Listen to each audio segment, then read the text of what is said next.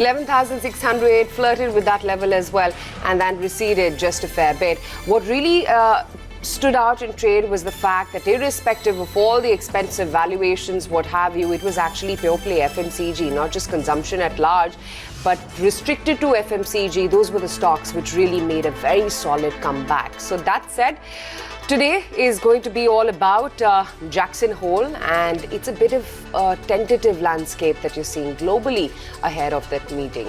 What's going to come out of that? Perhaps Donald Trump's tweets have already given us a flavor of that. You know, Jackson Hole, frankly, is more like a routine event. It really became very popular because the QE was announced there in 2009. But frankly, after that, there's nothing meaningful or there's nothing large or nothing new from a policy standpoint or a market standpoint has come out. Jackson Hole is an annual symposium where Fed and other officials, they meet, but they've been meeting every year. It just shot to limelight because the new financial instrument called quantitative easing was announced or introduced after 2009 crisis, and frankly nothing large has come out after that. So Fed from a market standpoint right now is crucial, important, but it is not going to be influencing the market mood in the short term, in the medium term, because whatever may come out from Fed or whatever has come out from Fed in the past, markets pretty much are of the view that they have a sense of what Fed would do. So that, I think, is where the market positioning is. But you look at our markets, Aisha, well, lower dollar, strong crude. From a trader standpoint, this is not a great combination to start your day with. Crude is higher, dollar is lower. You may argue that what it means, that and it rupee means is still sub 70. Is still I mean, nearly likely to be 70. So broadly, all I'm saying is that things are not looking all that great. The flow of institutional activity, I think, is very, very evident, and which is what you need to focus on. Yeah, and this morning I was just reading Chris Wood's note. He's once again bringing Italy into the picture and saying that there's, an existential crisis. The only reason I smirk on that is because there are a lot of individual geographies which are going through their own local problems. I don't know how that spirals into a bigger event as of now, but yes, enough to say that it can spook sentiment for a wee bit. But other than that, yesterday you had a fairly quiet session on Wall Street, flat close for all of the key indices. But like Aisha pointed out, it's really the comments coming in from President Trump. And mind you, these are important. While, the side talk is what is he saying, the fact is that these are important indications on how the market would be embracing the event and perhaps, going into next week, because he's talking about a possible market meltdown if he's impeached, which is a very serious event to happen. And of course, on the sidelines, the tariff tensions between the US and China continue, which would be a bit of an overhang for the US economy. So politics and economics, both those aspects will be center stage. The Jackson Hole event becomes more important from a headline perspective.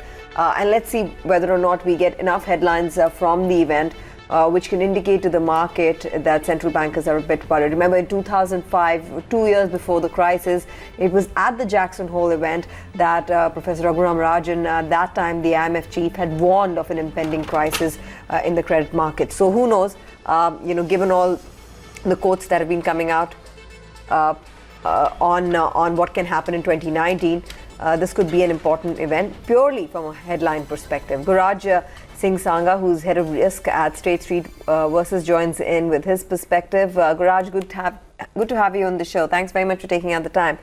What are you hoping to hear? What are you hoping to hear out of Jackson Hole? Would it be essentially central bankers coming together and saying, look, rates need to go up? Or would there be a lot of talk on how politics is influencing, the outlook on economics world over? Sure. There's, that's certainly one of the issues. Central bankers more or less in the past 12 to 18 months, in varying degrees, have tried to determine whether they're falling behind the curve, as they say. That is, there's some concern that if they do not raise rates fast enough or change their monetary policy from very accommodated to tightening, that they may end up facing a situation where inflation is running far beyond where they expected. The Fed made the turn very early. The Bank of Japan in their last meeting seemed to suggest that they may be realizing that their very accommodative monetary policy hasn't been working. And the Europeans, they're still set to keep rates as they were and be very accommodated. But there's increasing voices out of the European Central Bank councils suggesting that they also need to shift monetary policy. I mean, that's certainly one of the issues. But as you mentioned elsewhere, the situation with respect to the tariffs, particularly U.S. China and U.S. Europe, in the Fed's minutes that just came out yesterday.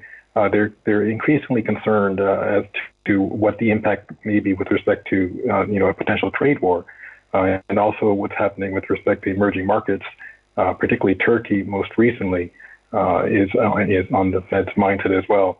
They certainly don't want to see a repeat of what happened in prior cases where there was an emerging market crisis. My only follow-up is... There are two other... Right. Guraj, since we have limited time, do you think there's going to be much talk about how the expansion in the cycle is perhaps reaching its peak and that, with the trend on inflation, we would be perhaps closing in to a higher risk of recession staring at us sooner rather than later? PIMCO is calling for a 70% chance of a global recession in the next 3 years.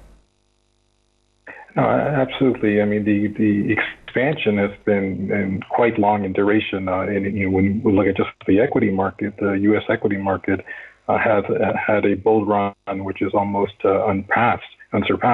And so central bankers realize that, the Fed certainly realizes that, and they're trying to find that steady balance between raising rates to get back to a more normal monetary policy, because as you know, when recessions have occurred, the Fed's had to cut rates by 500 basis points. They certainly don't have that room right now, but at the same time, they don't want to raise rates too quickly to end up with a situation where they actually cause a recession. So they're trying to find that right balance, and I'm certainly sure that will be one of the issues that all the central bankers talk about. Gururaj, a very basic truism of any equity market is that when market interest rates go higher, P multiples, they come down, and expected returns, they should come down. But right now the reverse is happening. World is celebrating that Fed is increasing rates and stocks are just moving from strength to strength. How come a very basic economics theory which you and me were taught in perhaps the first year of a college, markets ignoring that? Right. That's a very good point. And what's happened in this particular cycle is that the dollar has been the recipient of capital flows out of emerging markets. More recently Turkey, but prior to that, Argentina, Venezuela, to some degree South Africa, Brazil, and that and in a tightening cycle, dollar has gone to the areas where there's an increase in interest rate differentials. Now, as you said, that would generally be negative for equities, but I believe the amount of capital flowing into at least the U.S. market has helped, support, the situation with respect to equity prices continuing to rise despite a tightening monetary policy. And other global markets have taken that cue, in part on the belief that the reason why rates are rising in the U.S. is because the economy is strong, and therefore it validates higher valuations despite rate rises. But there's a limit. There's some point at which rates reach a point where the equity market starts to feel the pressure with respect to tightening margins, and then it starts reflecting valuations. I don't think we're quite there yet, but the comments out of some of the central bank officials seem to suggest that they're cognizant of this, maybe a situation they need to be very aware of. All right, Gururaj, appreciate your time. Glad you could join us. These are really we asked for you, and you accommodated this interview request. That's very nice of you and very kind of you. Thank you for joining us. Thank you.